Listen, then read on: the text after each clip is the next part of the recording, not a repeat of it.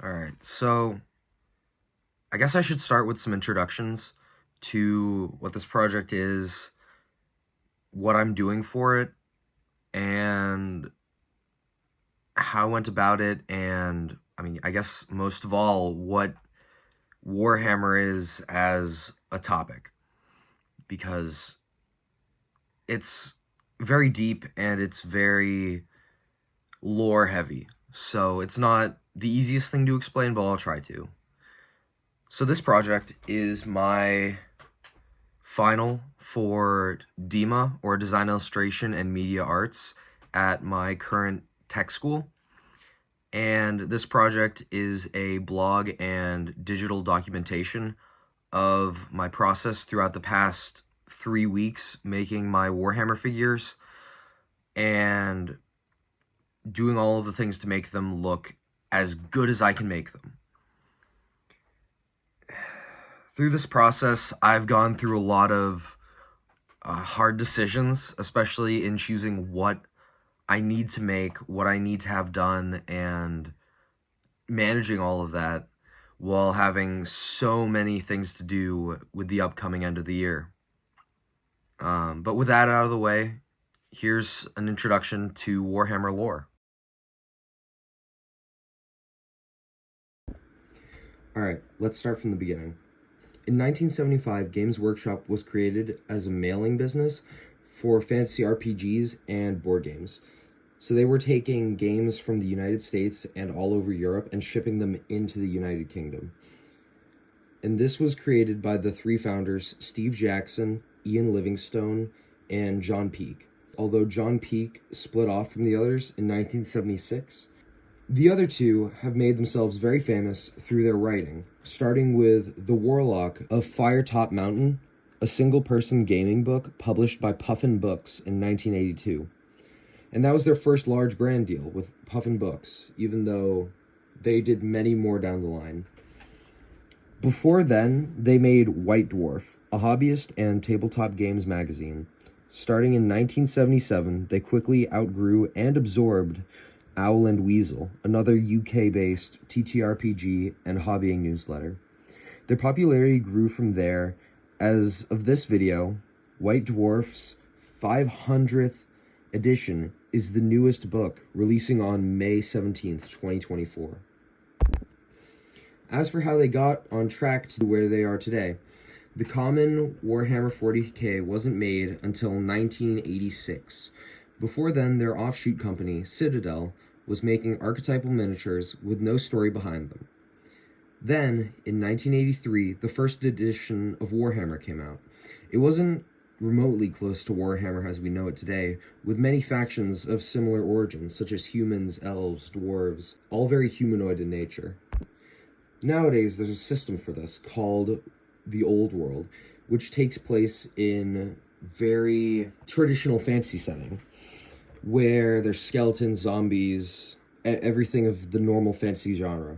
But this all changed in 1986 to 1993 because the first edition of Warhammer 40k came out, called Warhammer 40k Rogue Trader.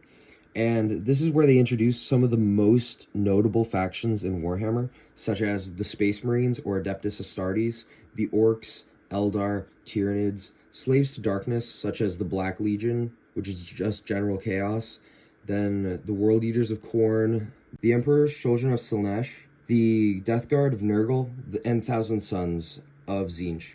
Many factions have also been added since then. Another part of Warhammer is the books. Since they produced the lore for the game, since 1989, over 150 novels have been written, covering Abaddon's Black Crusades, the Horus Heresy, and also some portions of factions independently.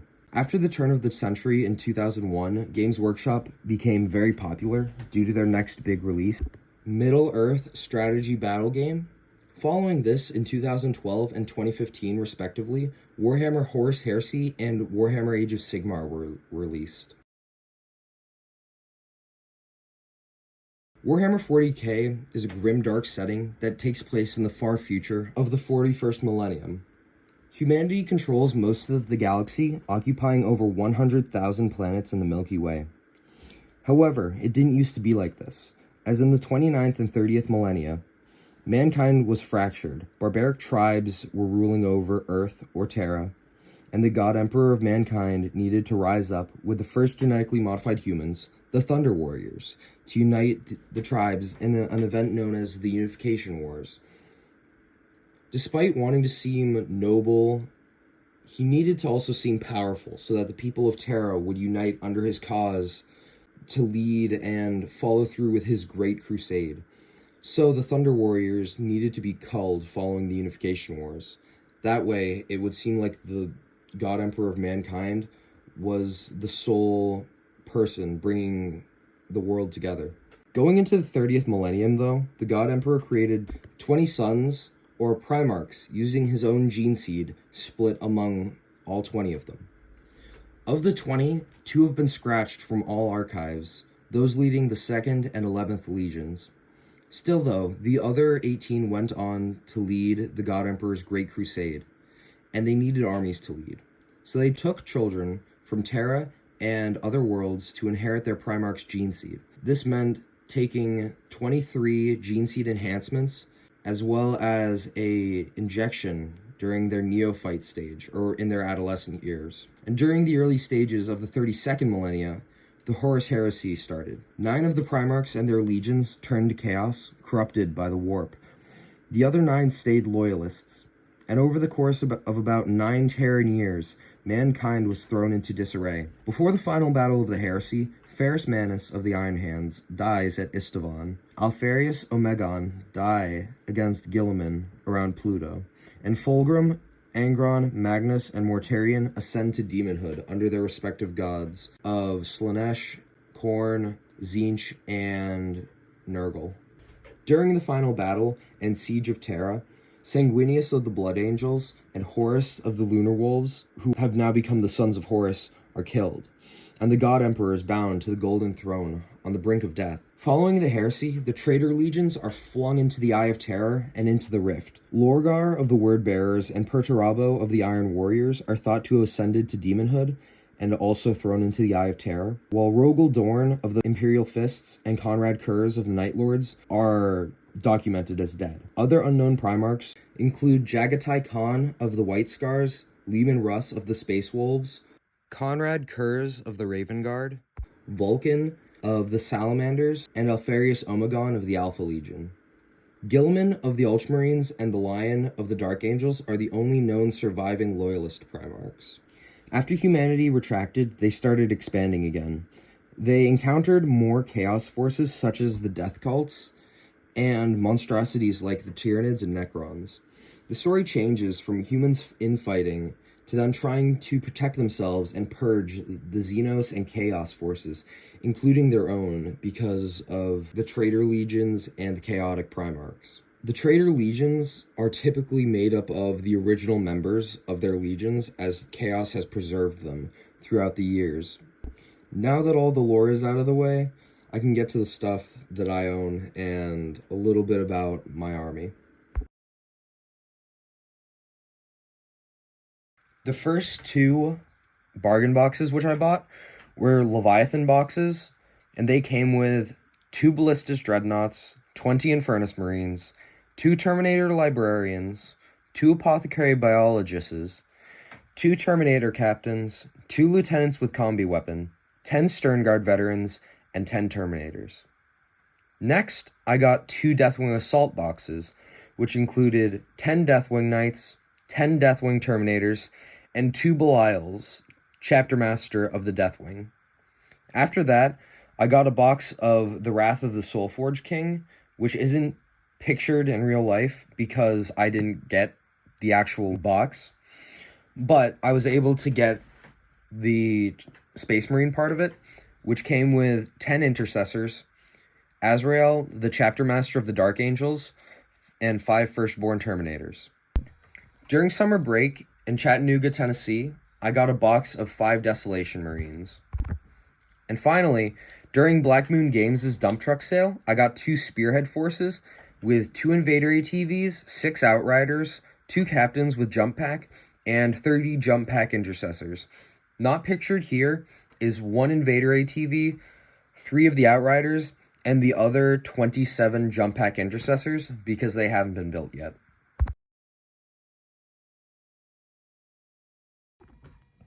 So currently it's the first day of building. It's May 6th and it's about 5:27 p.m.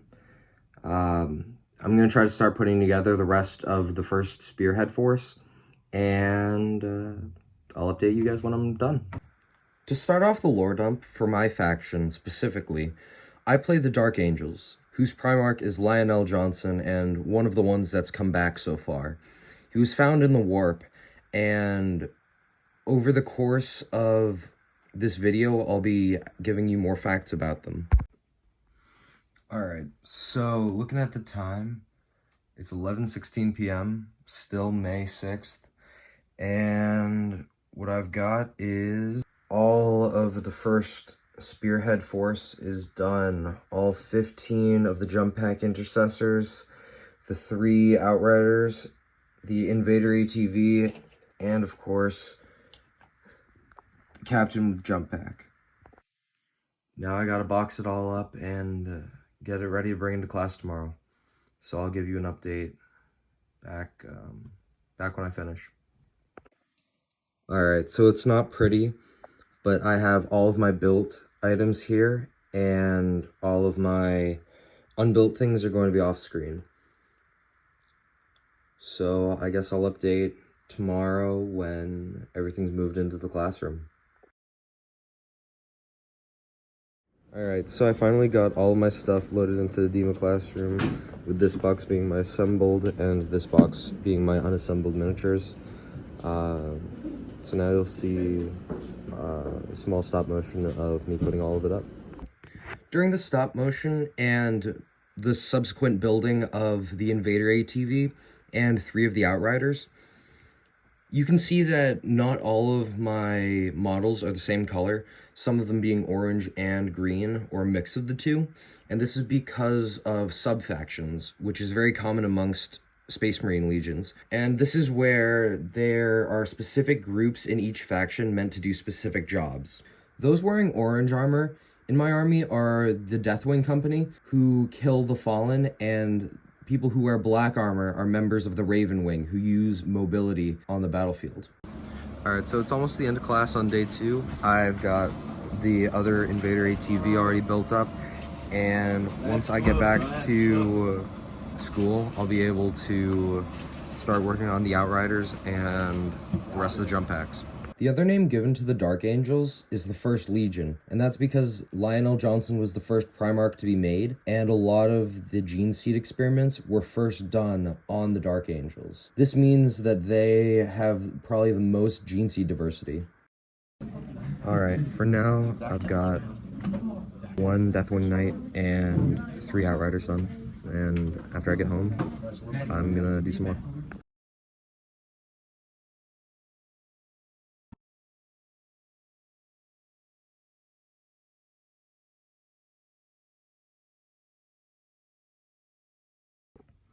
Alright, it's about 10 p.m. right now, and today and yesterday have been pretty slow, so I haven't been able to get a lot of work in. However, I was able to get these 4 Deathwing Knights, as well as the Captain with Jump Pack built today. I don't have the Captain with Jump Pack footage because I did it in a place where I could not film.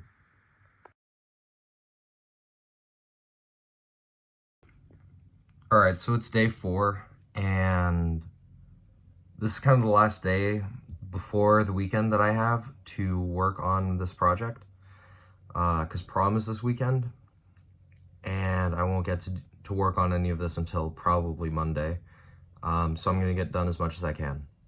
As mentioned before, the Deathwing Company was made for killing the Fallen, which were previous members of the Dark Angels who had fallen to chaos during the Horus Heresy, and since then they've been trying to eliminate their failings.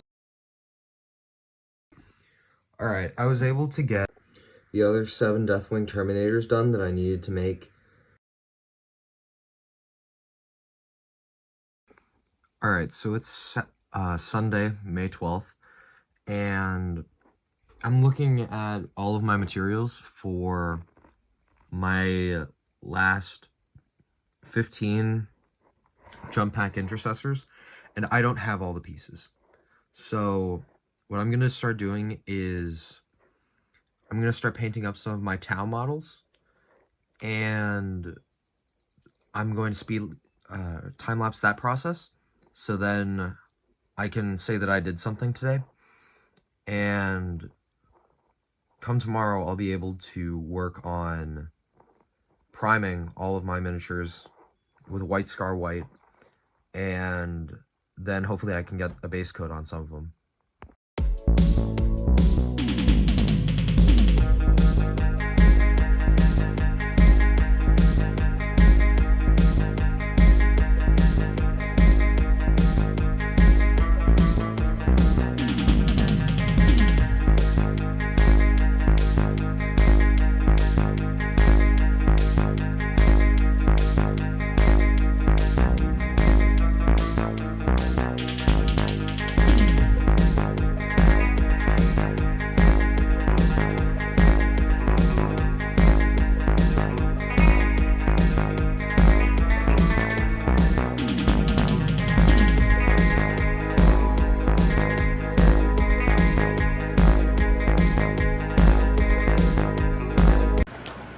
Well, he's not filming.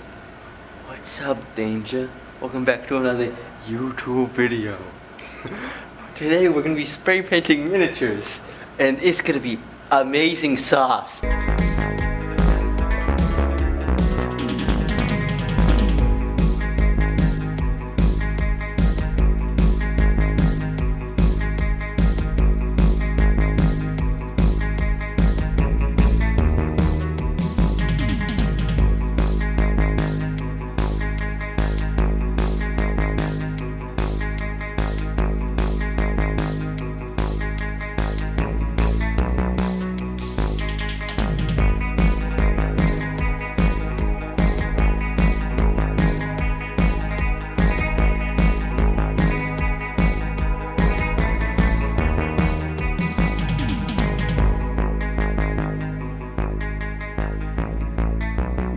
For days 9 through 12, I worked on painting my character models, as well as repainting some of my larger models, such as the Ballistic Dreadnought, because they didn't get paints such as Lead Belcher and Retributor Gold, which are the metallic shades earlier in my painting career.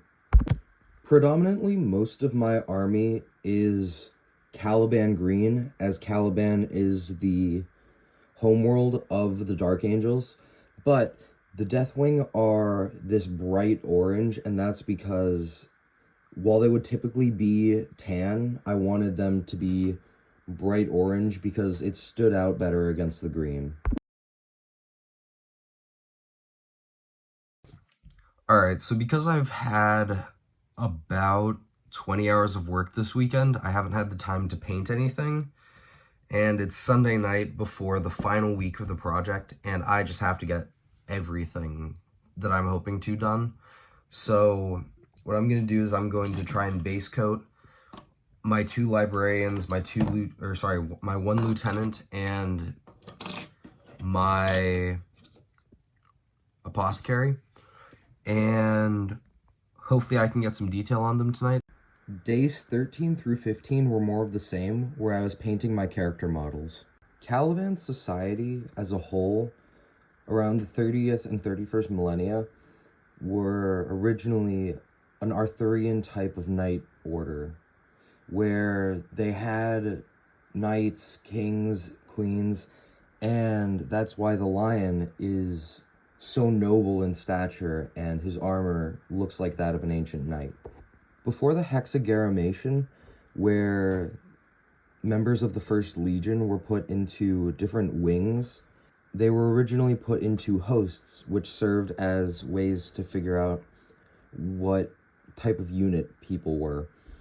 And so there was the host of crowns, blades, pentacles, iron, fire, bone, stone, wind, void, and death.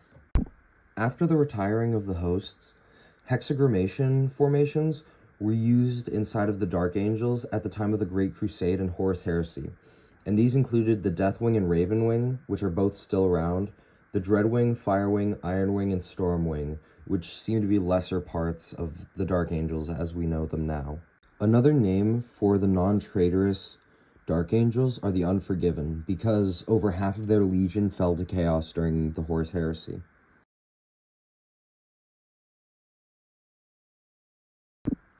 For the next 2 days, all I did was paint my Deathwing Knights, because with the time constraints, I needed to get them done quickly. The main forces of the Deathwing Company are the Deathwing Knights and Deathwing Terminators. This is because they're the veterans of the chapter, and they are mainly used for hunting down the Fallen. And because they have the forces of chaos on their side, the veterans need the strongest armor.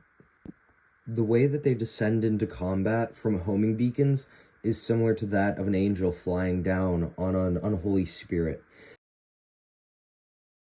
Alright, so it's the end of day 16, I think. It's 10:35 p.m. and this is what I've got done. So I've got most of the base coating done on all of my Deathwing Knights and my final Deathwing Terminator for the first group of 10. And so I've gotten one fully done.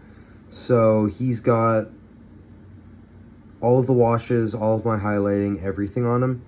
And I think he looks pretty good. So now all I have to do is replicate it on the other 9 Deathwing Terminators. And, well, I just have to replicate my process for the Deathwing Terminator. But moving into the next few days, I'm going to try to finish these guys up and probably just take photos, because with 2 school days and 3 weekend days left, there's not much more that I can do in terms of painting, so I just have to get to taking photos as soon as possible.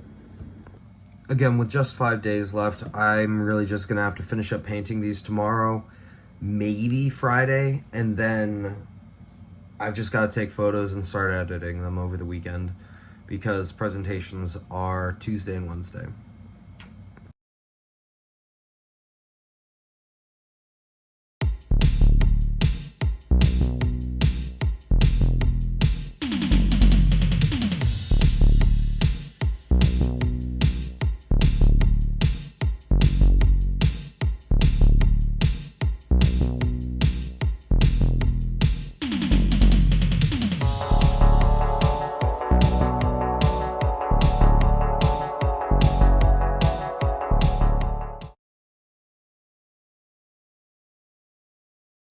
Alright, this is the final stretch. I've got all of my miniatures painted, so my 10 Deathwing Knights, my 10 Deathwing Terminators, my 2 Apothecary Biologists, my 2 Captains in Terminator armor, my Belial, my 1 Librarian in Terminator armor, my Lieutenant Azrael, my Ballistus Dreadnought, and that 1 Lonely Terminator over there. And I've got the texture pastes already here. Sandy Desert to give it more of a desert look. And then this light and dry crackling effects, both from Diorama. And those are for the bases, so that hopefully I can get some nice texture and kind of build it up off of this kind of like white and basic landscape that they're on right now. And then I got this dollar store paint to do the black rims. I already started doing that on my characters inside of the classroom, but I gotta do some touch-up work before I spray the matte on. I don't have the varnish as of now to matte everything, but I don't really need it until the project's over, because that's when I'm really going to be handling them for actual games. But yeah, let's get into it.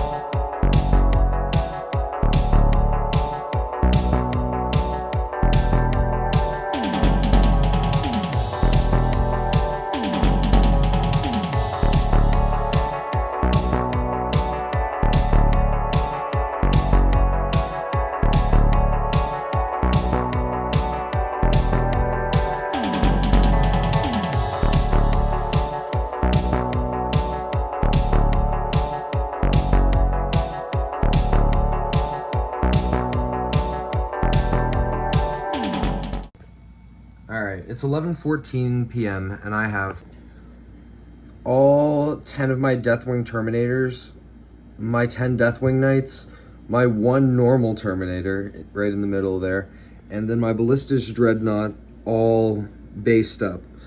Now all I need to do is wait for the texture paste to dry, probably until tomorrow morning because it takes forever, and then put a wash on to darken the recesses, then dry brush to bring back out the high points, and then I'm gonna be shooting B-roll at Black Moon Games. So I guess I'll see you guys in the morning.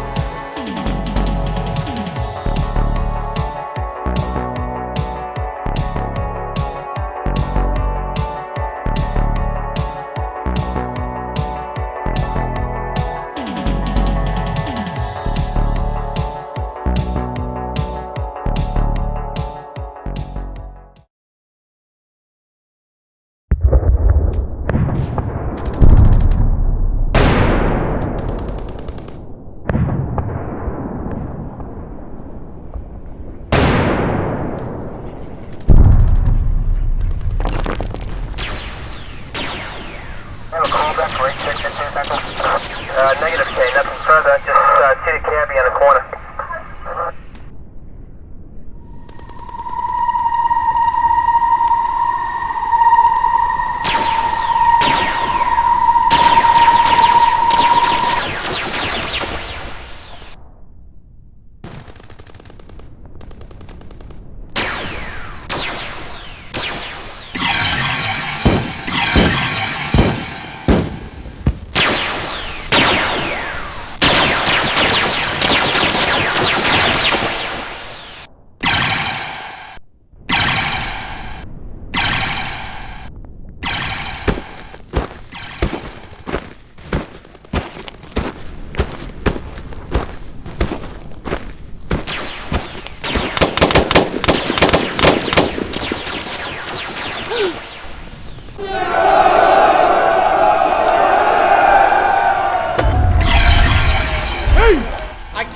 There's too much noise going on.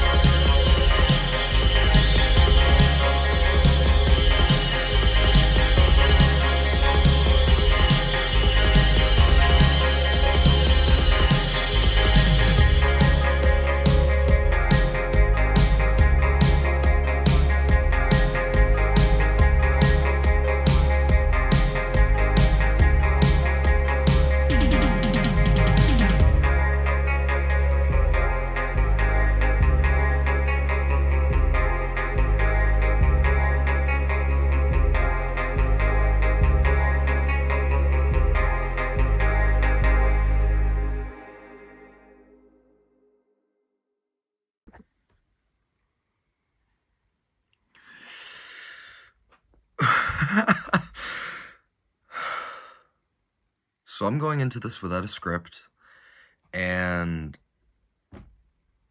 it's a little bit past midnight on Monday, Memorial Day, the day that I gotta submit this. And man, this project's just been a journey. Going through everything and changing my project halfway through, but still getting this amazing product has been honestly really eye-opening, that I should try to use my first idea and not try to do something that seems easier, but it turns out not to be. But most of all, it's been very transformative for my process, being able to paint up my miniatures, figure out what like looks good, and seeing what really looks good on my models, my bases. I really went out of the box here. I didn't know how to do very good videography, which is why I added that cinematic, and man, the B-roll shots were pretty bad. But again, it's been kind of a transformative experience. I've learned what I can and can't do, and overall, I think I got a decent amount of work done in the time allotted, and I had a lot of fun doing it, even though I'm very, very burnt out after this. So, yeah, hopefully I presented this well, and I didn't fail, so that'd be cool. But yeah, that's everything. Thanks for watching my project, and hope you have a good day.